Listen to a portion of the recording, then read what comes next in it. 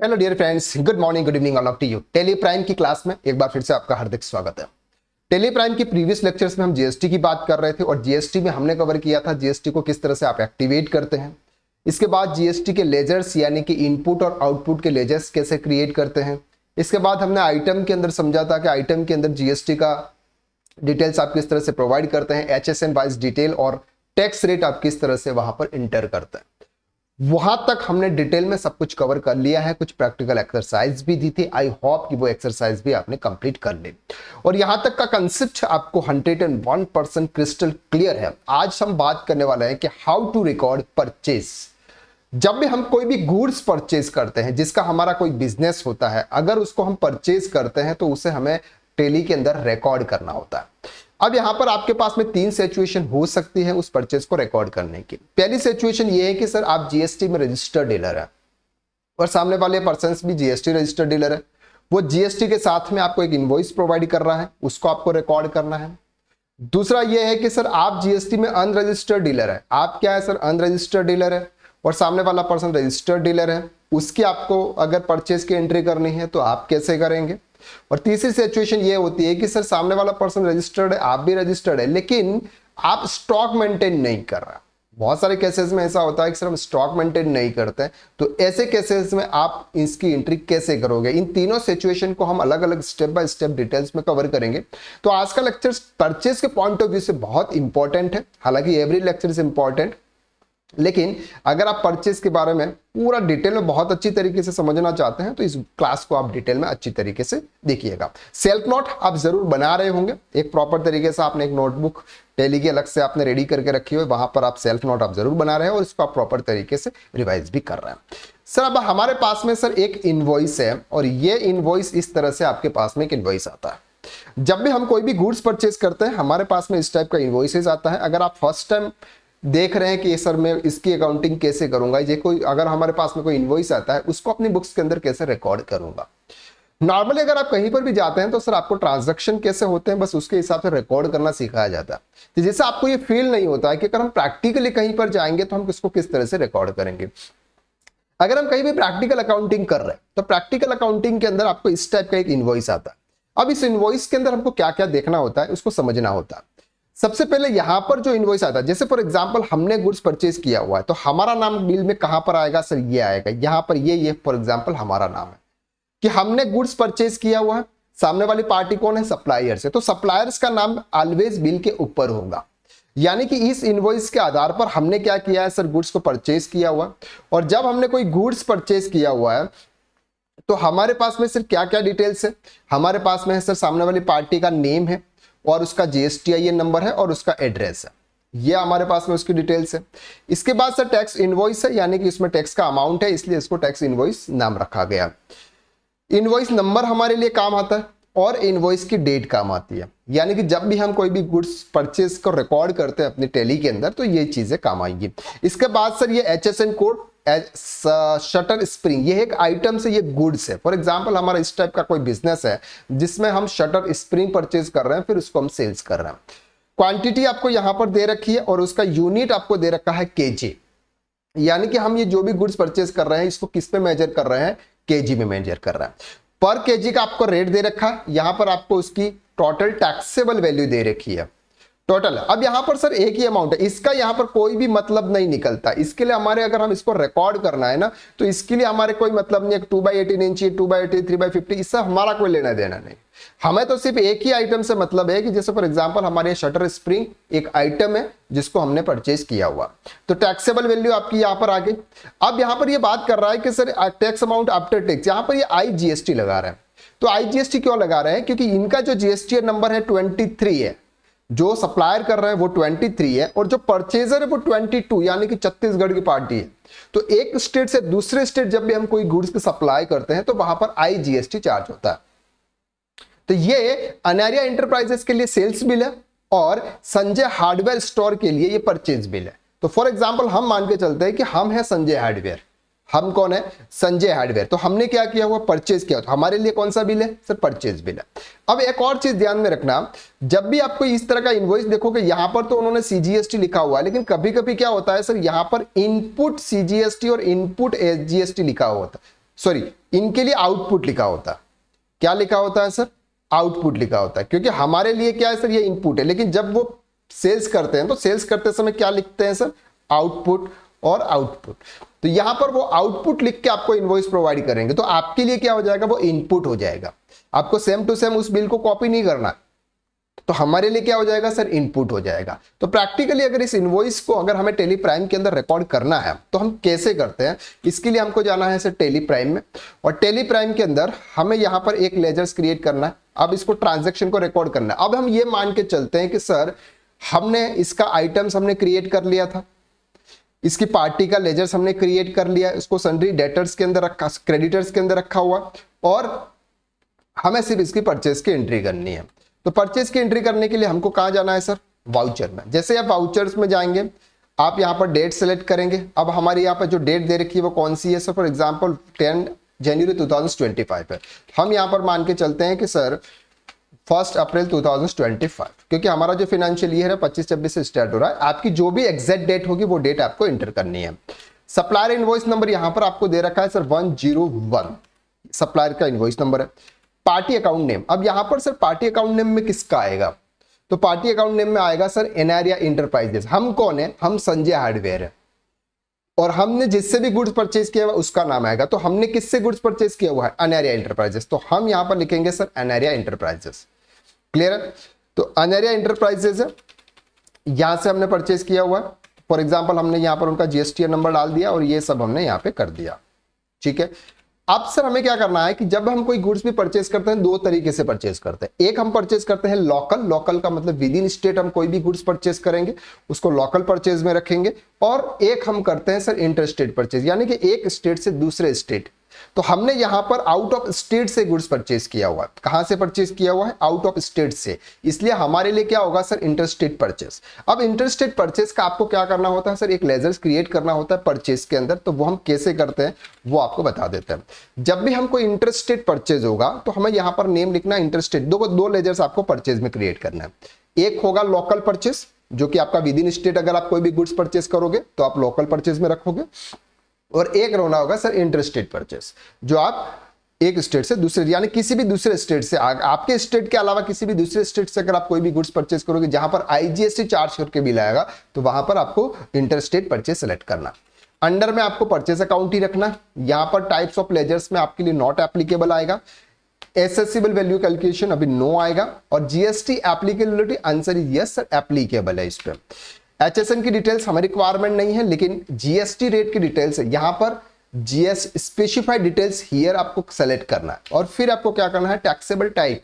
Sir यहां पर क्या किया, मैं जो भी मैं ये परचेज कर रहा हूं, इसको लेजर्स को मैं जब सेलेक्ट कर रहा हूं तो वहां पर मुझे टैक्स का कैलकुलेशन करवाना है कि नहीं करवाना? आंसर इज यस, मुझे करवाना है, तो यस।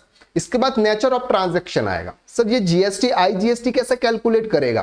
क्योंकि आइटम के अंदर हमने सिर्फ एक रेट डाला है कि इस रेट पर 18% का जीएसटी है, लेकिन आईजीएसटी कब सर कलेक्ट करेगा, कैलकुलेट करेगा, और कब सीजीएसटी और एसजीएसटी कैलकुलेट करेगा वो? तो यहां पर दो चीजें देखेगा। एक देखेगा कि सर आपका जो पार्टी है उसका जीएसटी नंबर कौन से स्टेट से बिलोंग करता है, और एक आपने यहां पर कौन सा लेजर सेलेक्ट किया है परचेज में। अगर आपने लोकल परचेज किया है तो सीजीएसटी एसजीएसटी सेलेक्ट करेगा वो, मतलब कैलकुलेट करेगा। अगर यहां पर आपने इंटर स्टेट परचेज सेलेक्ट किया तो वो आईजीएसटी कैलकुलेट करेगा।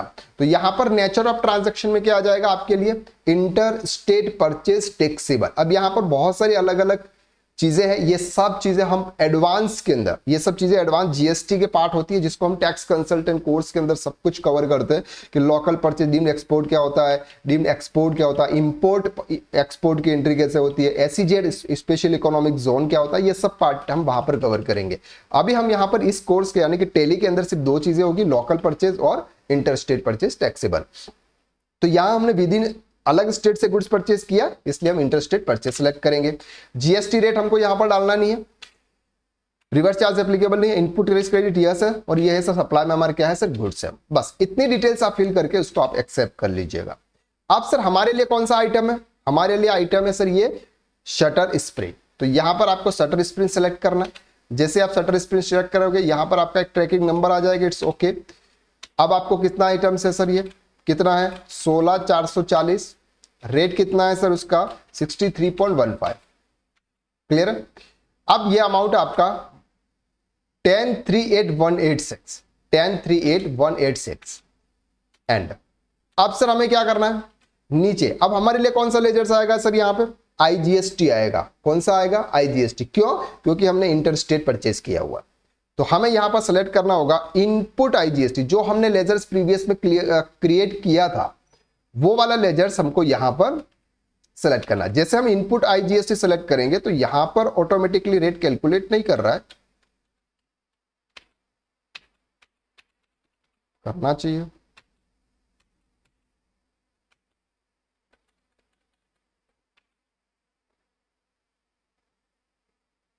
दिल्ली है और हमारा मध्य प्रदेश है।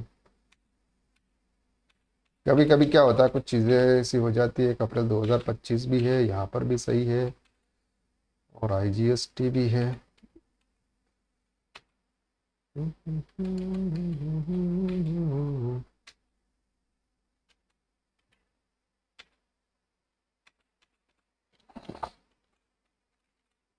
इससे तो कोई फर्क नहीं पड़ता।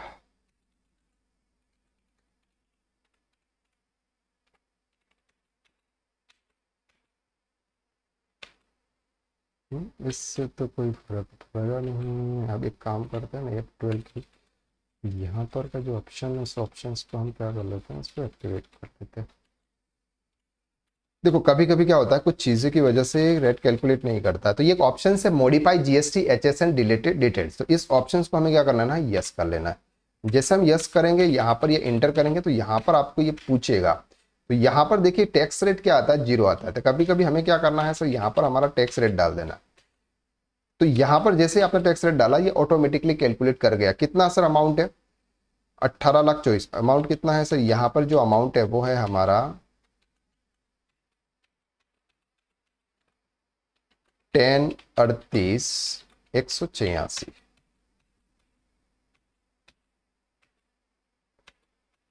ठीक है, आपके केसेस में ऐसा नहीं होगा। अगर आपने ग्रुप में डिटेल्स डाली हुई है वहां पर, तो ऑटोमेटिकली कैलकुलेट करेगा, ओवरराइड का ऑप्शन नहीं आएगा।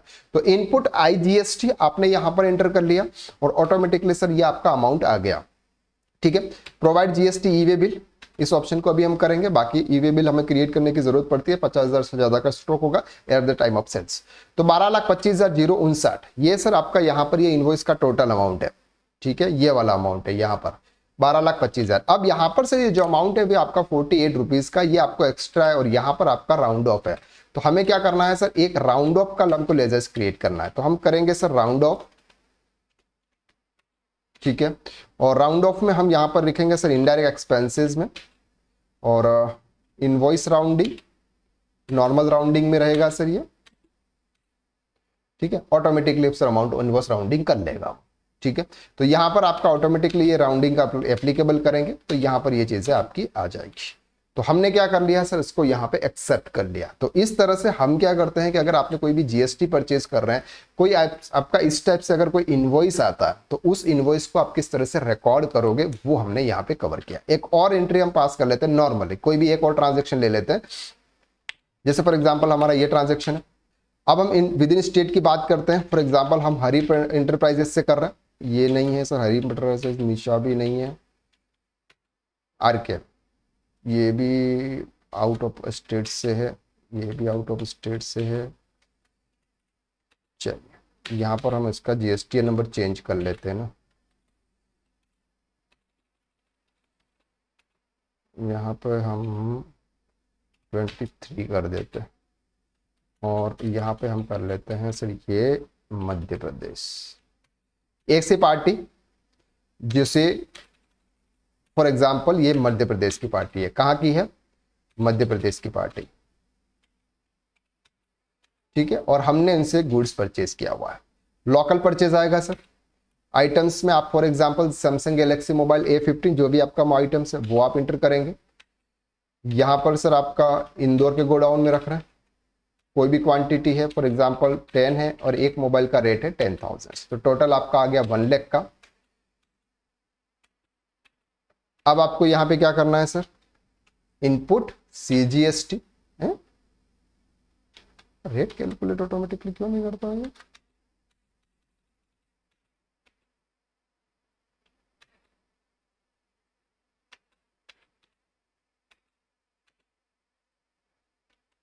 हो सकता है किसी चीज़ की वजह से, क्या बार बार हम चेंजेस करते हैं ना, इस वजह से ये रेट कैलकुलेट नहीं करता। तो फॉर एग्जांपल हम एक पार्टी लेजर्स क्रिएट कर लेते हैं XYZ और सन्डी डेटर्स रखते हैं, और ये पार्टी हम रखते हैं मध्य प्रदेश की, और उसका GSTN नंबर 23CDYPR8536H1Z के, ठीक है। और ये हमने कर दिया। इससे हम करेंगे लोकल परचेज और हम करेंगे आइटम्स, और इंदौर में रखेंगे 100 क्वांटिटी। मोबाइल का रेट 10,000 है। मोबाइल का रेट एज पर कंपनी यही सही है, 12% ही तो है। इनपुट आ गया। देखो कभी कभी क्या होता है कि जो हम पार्टी के अंदर ड्यूरिंग द ट्रांजैक्शन हम किसी भी लेजर्स में चेंजेस करते हैं तो ऐसा होता है, हमें ऐसा करने की प्रैक्टिकल लाइफ में जरूरत नहीं पड़ती है। तो ये आ गया सर आपका इनपुट एज GST, बस सिंपल। तो ऑटोमेटिकली आपको ये सब लेजर सेलेक्ट करने होते हैं, ट्रांजैक्शन आपका रिकॉर्ड हो जाता है। अब बात करते हैं कि सर ये वाला फॉर एग्जांपल इनवॉइस है मेरे पास। कौन सा इनवॉइस है सर? ये वाला इनवॉइस है। और इस इनवॉइस का मैं हूं अनरजिस्टर्ड डीलर। मैं कौन हूं सर? मैं हूं अनरजिस्टर्ड डीलर। ध्यान से समझना, आपके पास में बहुत सारी सिचुएशन ऐसी आ सकती है। मैं कौन हूं सर? Unregistered dealer.